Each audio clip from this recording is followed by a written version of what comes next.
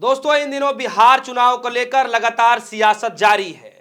NDA के अंदर लगातार बगावत की खबरें सामने निकल करके आ रही हैं। इस बीच आरके सिंह ने एक नया वीडियो जारी करके यह साफ तौर पर बता दिया है कि एनडीए के अंदर कुछ भी ठीक नहीं है। लेकिन दोस्तों, इससे भी बड़ी एक खबर गुजरात की राजनीति से निकल कर आ रही है, जहां पर भारतीय जनता पार्टी को शर्मनाक हार झेलनी पड़ी है। जी हां, मंत्रिमंडल के विस्तार के बाद भी 22 सालों के बाद भारतीय जनता पार्टी को इससे कहीं भी ज्यादा करारी हार नहीं मिली। लेकिन आज गुजरात से एक बड़ी खबर निकल करके आ रही है कि भारतीय जनता पार्टी को सबसे बड़ा झटका गुजरात से लग गया है। दोनों खबरों में क्या कुछ है, मैं आपको एक एक खबर बारीकी से बताऊंगा। लेकिन सबसे पहले मैं आपको गुजरात लिए चलता हूं। गुजरात से क्या खबर निकल कर आ रही है, सबसे पहले आप वो देख लीजिए। गुजरात से खबर है, गुजरात में जहां टूटा था पुल, वहां से बीजेपी को लगा झटका। एपीएमसी चुनाव में सुपड़ा साफ, इस नेता ने किया खेल। जी हां, जहां पर पुल टूटा था, बताइए जा रहा था कि लगभग 20 से 22 लोग मर चुके थे उस पुल हादसे के बाद। और वहां पर दोस्तों चुनाव होता है, एपीएमसी का चुनाव होता है, और उस चुनाव में भारतीय जनता पार्टी को करारा झटका लगता है। खबर में यह बताया गया दोस्तों, पादरा जगह है जहां पर गंभीर ब्रिज हादसा हुआ था, जिसमें 22 लोगों की पुल टूटने से मौत हो गई थी। वहां पर केंद्रीय मंत्री सीआर पाटिल ने प्रदेश अध्यक्ष बनने के बाद सहकारी क्षेत्र में मैंडेट जरूरी किया था। उसके बाद पद से हटते हुए बीजेपी की शर्मनाक हार हो गई है। मंत्रिमंडल का कुछ दिन पहले ही विस्तार किया गया, नए लोगों को एंट्री दिलाई गई, पुराने लोगों को बाहर का रास्ता दिखाया गया। और जब एपीएमसी का चुनाव होता है, उसमें भारतीय जनता पार्टी को करारा झटका लगता है, जो आज तक इतिहास में कभी नहीं हुआ। दोस्तों, इतनी शर्मनाक हार भारतीय जनता पार्टी को गुजरात के अंदर झेलने को मिला है। और दूसरी खबर दोस्तों, दूसरी खबर बिहार से निकल कर आ रही है। लगातार सियासी गर्म हो चुके हैं, और इस गर्म के बीच में आरके सिंह जो है, वही आरके सिंह हैं जो पूर्व मंत्री रह चुके हैं बीजेपी के अंदर, मोदी सरकार के पूर्व मंत्री रह चुके हैं, गृह सचिव भी रह चुके हैं, कभी ऊर्जा मंत्रालय भी संभाल चुके थे।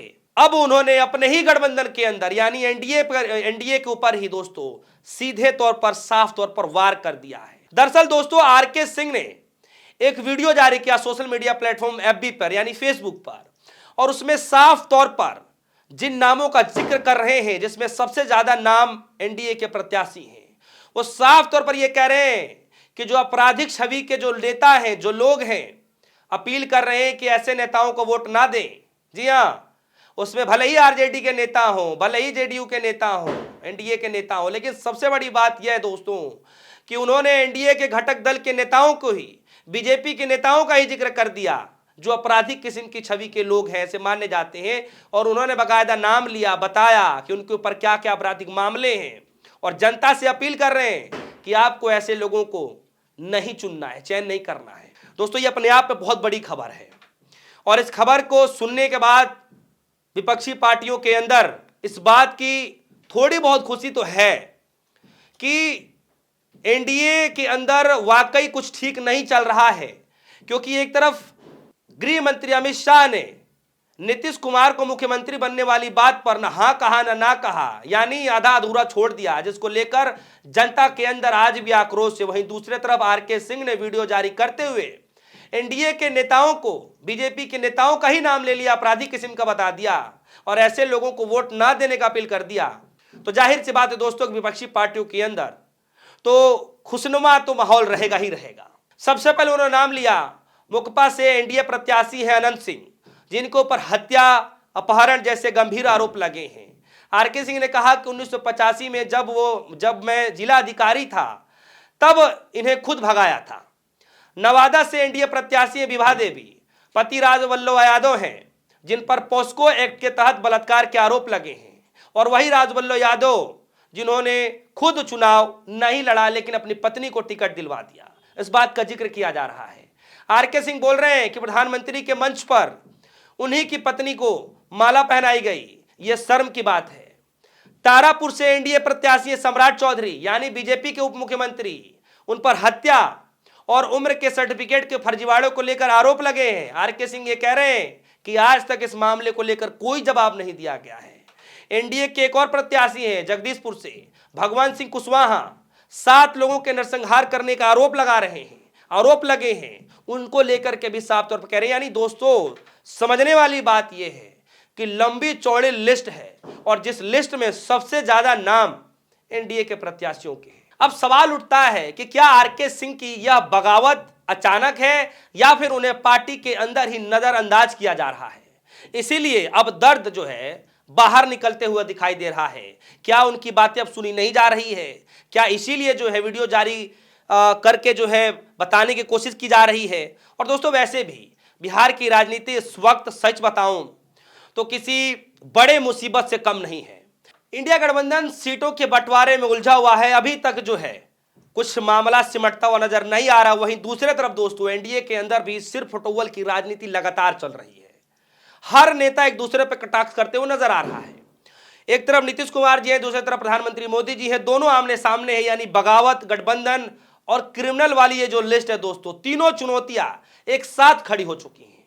अब दोस्तों, क्या लगता है कि बिहार की राजनीति अब स्वच्छ छवि बनाम अपराधी छवि को लेकर के लड़ा जाएगा, या फिर आरके सिंह का यह वीडियो एनडीए के लिए दिवाली के तौर पर यह मान लिया जाए कि खराब करने की कोशिश की गई है, कि पार्टी के अंदर जो भी कुछ चल रहा है वो ठीक नहीं चल रहा है और उसका जीता जागता प्रमाण आरके सिंह ने दे दिया है दोस्तों? या फिर इसको ऐसा देखा जाए कि बस एक नाराजगी है और वो अपनी बात सत्ता तक पहुंचाना चाहते हैं? कुछ भी हो सकता है दोस्तों, बहुत कुछ समझ में आ रहा है। बहुत लोगों को अलग अलग तरीके से जो है अंदरूनी जो राजनीति है वो समझने की कोशिश कर रहे हैं। लेकिन सवाल यही है दोस्तों कि क्या आरके सिंह सही कह रहे हैं? क्या सही कहने के बावजूद इनको सही माना जाएगा या फिर व्यक्तिगत गुस्सा के तौर पर भारतीय जनता पार्टी इसको देखेगी? ये अपने आप में बड़ा सवाल है दोस्तों। सर के ऊपर जो है एकदम माथे पर चुनाव है और चुनाव माथे पर है। नीतीश कुमार जी चुनावी रैलियां करने की तैयारियों में हैं। दूसरे तरफ तमाम नेता बगावती सुर अपना रहे हैं। जिन नेताओं को अचानक टिकट दे दिया गया, पार्टी के अंदर वैसे ही बगावती सुर हैं। और इसी बीच आरके सिंह ने वीडियो जारी करके पूरे भारतीय जनता पार्टी को, एनडीए को फंसा दिया है। और दूसरी तरफ दोस्तों, गुजरात की राजनीति से अपने आप में बड़ा जो है आप देखेंगे कि जनता का गुस्सा दिखाई दे रहा है। एक इस तरीके से भारतीय जनता पार्टी को करारा हार झेलना पड़ा है मंत्रिमंडल विस्तार के बाद भी। दोस्तों, क्या लगता है भारतीय जनता पार्टी के अंदर जो सिर फटोल की राजनीति चल रही है, क्या उसको समझा बुझा भी पाएंगे? एक तरफ नीतीश कुमार है, दूसरे तरफ देश के प्रधानमंत्री नरेंद्र मोदी जी हैं। बगावती वाले जो सुर अपनाते दिखाई दे रहे हैं, क्या लगता है कि सब कुछ भारतीय जनता पार्टी समेट पाएगी? क्या देश के प्रधानमंत्री मोदी जी सब कुछ ठीक कर पाएंगे? बहुत सारे सवाल हैं। आपके मन में कोई सवाल हो, वीडियो कमेंट सेक्शन में जरूर जाइएगा, अपनी राय जरूर रखिएगा। फिलहाल के लिए दीजिए इजाजत। देखते रहिए न्यूज़। धन्यवाद।